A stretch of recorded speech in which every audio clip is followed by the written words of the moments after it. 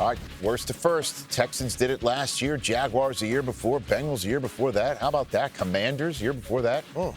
We've seen it. We've seen it 4 years in a row. The Bears did it in 2018 to round out the last 5 instances, and the Bears are a possible worst to first this year. And the same thing as you can see with the Washington Commanders.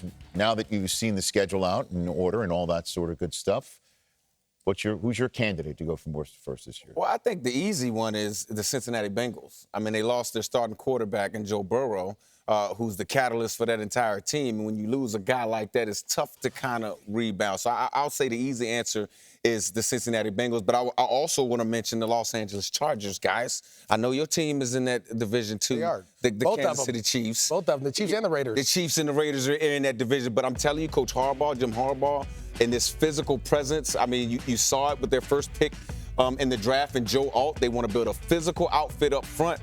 And I just believe that being in this division, okay, with Patrick Mahomes, who they want to throw the ball all over the place, if you just be a different type of offense, I believe you can steal wins in this division. So I want to put fans on notice. The Los Angeles Chargers with their new coach and Jim Harbaugh, yeah, I think they'll be there at the end. Yeah, I'm going to go ahead and take the easy answer that you just talked about, the Cincinnati Bengals. But the reason I'm going to say you're in the toughest division in football, and you're right, you lost Joe Burrow, but they added a bunch of other pieces around, drafting tackles. They lost a lot of guys as well. They traded Joe Mixon, lost Tyler Boyd to free agency. So you lost your OC and Brian Callahan, but yet I think getting Joe Burrow back, having Jamar Chase in that offense with T. Higgins, that's still going to be tough to do. And they drafted Burden from Alabama, who's a really good player who makes some plays. They have some other guys there as well. But you said it best.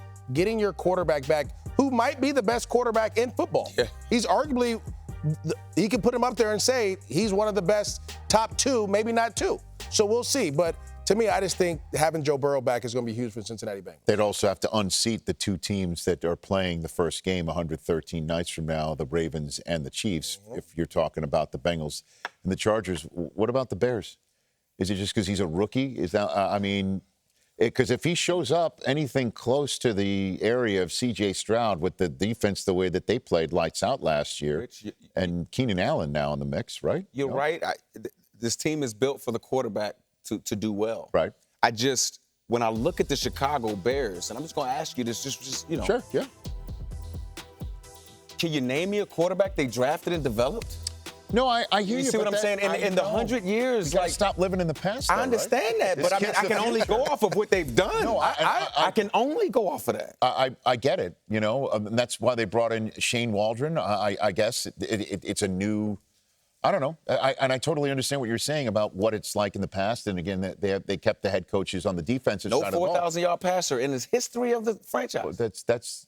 I mean, Caleb Williams he's new and improved. No. Yeah. To me, it's just Detroit. Can they beat Detroit? Got it. I don't know. That's true. They're doing up downs in practice. Well, when you